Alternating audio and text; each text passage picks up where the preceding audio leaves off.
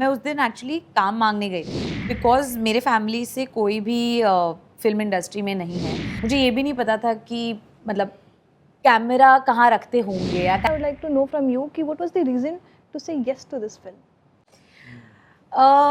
Honestly मुझे ऐसे लगता है हमेशा कि सिर्फ एज एन एक एक्टर सिर्फ एक स्क्रिप्ट को नहीं चूज़ करता, स्क्रिप्ट भी एक्टर्स को चूज़ करती है and I truly believe that. और आई थिंक जब मैंने पहली बार ये कहानी सुनी, मैं actually it's actually lovely story. मैं गई थी मैडॉक के ऑफिस में to meet Dinesh Vijan, who's the producer. और मैं उस दिन एक्चुअली काम मांगने गई थी। मैं जस्ट मैंने दीनू को मैसेज किया था कि क्या मैं एक मीटिंग के लिए आ सकती हूँ, उन्होंने मुझे टाइम दिया था।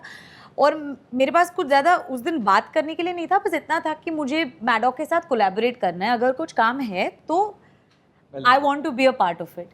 और तब उन्होंने मुझे बोला कि यू नो वॉट, एक आज सुबह सुबह हमने एक चीज़ चेंज की है स्क्रिप्ट में और ऐसा ऐसा कुछ तो हमने किया and you fit perfectly there, मैं डायरेक्टर को अभी बुलाता हूँ और आप बाजू में जाके सुन लो। एंड आई वाज लाइक ठीक है, मैं काम मांगने तो आई थी लेकिन it was really fast. So उस टाइम पे आदित्य सर आए, वो मेरे साथ बैठे और फिर हम डिस्कस करने लगे। अब ये स्टोरी ऑब्वियसली एक महाराष्ट्रन फोकलोर है जो एक महाराष्ट्रन बेल्ट से आती है। इसके बारे में मुझे सब पता था, तो मैं एक एक्साइटेड किड जैसे उनके साथ डिस्कस कर रही थी क्योंकि और रिसेंटली मेरे भाई की मुंजा हुई थी। हाँ.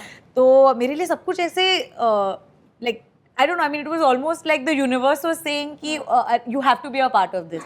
So I think it was excitement, it was the fact कि ये एक वैसी कहानी है जो मैं represent करना चाहती हूँ as an actor। ये एक वैसी कहानी है जो महाराष्ट्रन बैकग्राउंड से आती है, जो जहाँ से मैं भी हूँ। तो मेरे लिए एक बहुत प्राउड फीलिंग है कि मैं एक ऐसी स्टोरी का साथ दूँ जो आई थिंक हम ऑल ऑफ इंडिया तक पहुँचाए, Right. जो अभी तक सिर्फ महाराष्ट्र में थी। Right. You know, you have worked as assistant director to many movies. Yes. ठीक है? I would like to know from you कि how, and today you're working as a lead actor in Munja. I want to know how have you evolved as a person, as an actor?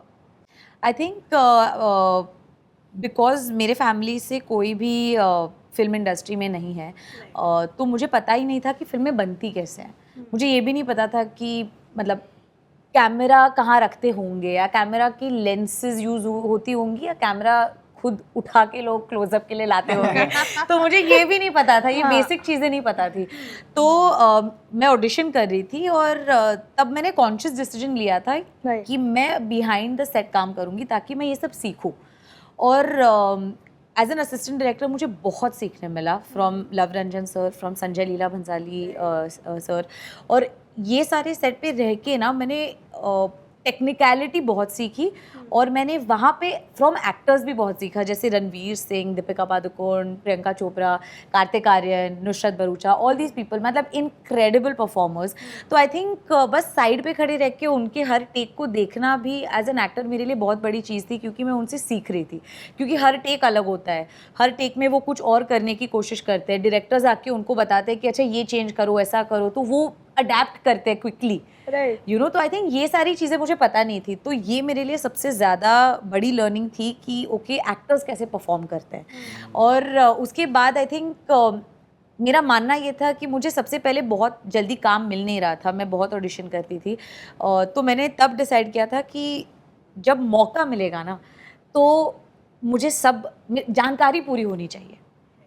तब ऐसा नहीं होना चाहिए कि आपको मौका मिला है तो आप अभी जाके सेट पे सीखोगे। ऑफ कोर्स आज भी हम सेट पे सीखते हैं, ऐसा नहीं है कि हम सब सीख के आए हैं, बट बेसिक जो चीज़ें होती है ना वो बस ये उसकी नॉलेज हो, ताकि कोई ऐसा ना कहे कि अच्छा शर्वरी को ये नहीं आता।